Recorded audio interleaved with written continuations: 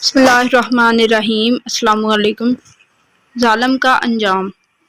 بابا جی بتاتے ہیں کہ میں نے بازار میں ایک شخص کو دیکھا جس کا ہاتھ کندھے سے کٹا ہوا تھا اور وہ پکار رہا تھا، جس نے مجھے دیکھا پس وہ کسی پر ظلم نہ کرے۔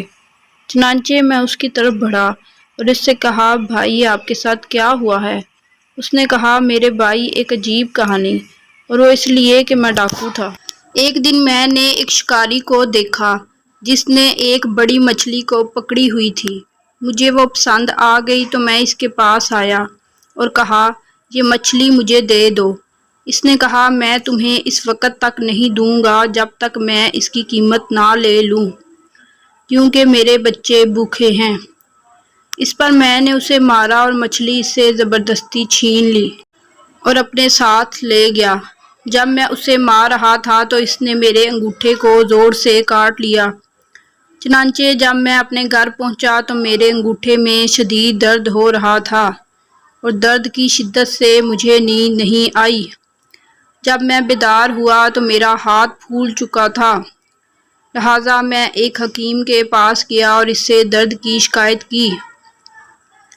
حکیم صاحب نے کہا، آپ کا انگوٹھا سڑنے لگا ہے، اسے کاٹنا پڑے گا، ورنہ یہ ہاتھ تک پھیل جائے گا اور پورا ہاتھ کاٹنا پڑے گا۔ لہٰذا میں نے اپنا انگوٹھا کاٹ دیا اور میں دوائی لے کے گھر آ گیا۔ رات کو ہاتھ میں تکلیف شروع ہو گئی اور میں درد کی شدت سے نہ سو سکا۔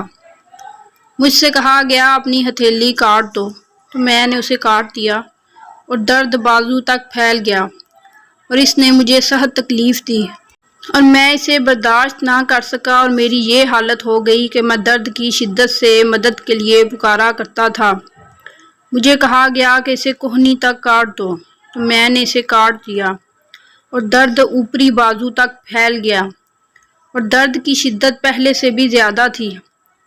کہا گیا، اپنا ہاتھ کندھے سے کاٹ دو، ورنہ یہ بیماری پورے جسم میں پھیل جائے گی۔ چنانچہ میں نے اسے بھی کاٹ دیا۔ ایک دن حکیم صاحب نے مجھ سے کہا، تمہاری تکلیف کی وجہ کیا ہے؟ چنانچہ میں نے مچھلی کا قصہ بیان کیا تو اس نے مجھے کہا، اگر آپ پہلی ہی مرتبہ مچھلی کے مالک کے پاس چلے جاتے اور اسے راضی کر لیتے تو آپ کو اس تکلیف سے نجات مل جاتی اور آپ اپنے بازو سے محروم نہ ہوتے۔ لہٰذا اب بھی وقت ہے، مچھلی والے سے معافی مانگ لو، اس سے پہلے کہ یہ بیماری آپ کے پورے جسم میں پھیل جائے۔ پس میں اسے قرب و جوار میں ڈھونڈتا رہا، یہاں تک کہ وہ مجھے مل گیا، تو میں اس کے قدموں پر گر کر اسے چومتا اور روتا رہا اور میں نے اسے کہا کہ میں آپ کو خدا کی قسم دیتا ہوں، مجھے معاف کر دیں۔ اس نے مجھ سے کہا، اور تم کون ہو؟ میں نے کہا، میں وہ ہوں جس نے آپ سے زبردستی مچھلی چھینی تھی، اور اسے اپنا ہاتھ دکھایا۔ وہ یہ سب دیکھ کر رو پڑا، پھر کہا، میرے بھائی، میں نے آپ کو معاف کیا اور اس مصیبت سے آزاد کیا ہے، کیونکہ میں نے آپ کی حالت دیکھ لی ہے۔ میں نے کہا، میرے بھائی، مجھے بتائیں کہ جب میں نے آپ پر ظلم کیا تو آپ نے میرے لیے کوئی دعا کی تھی؟ اس نے کہا، ہاں۔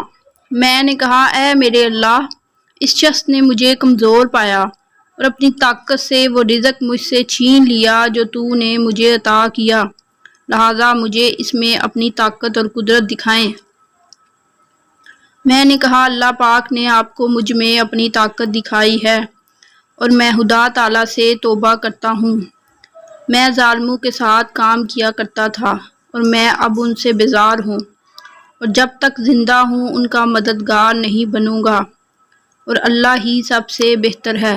اس کہانی میں سبق یہ ہے، جب آپ صاحب طاقت و قدرت ہوں تو لوگوں پر ظلم نہ کریں، کیونکہ یہ ظلم آپ کے لیے پچھتاوا بن جائے گی۔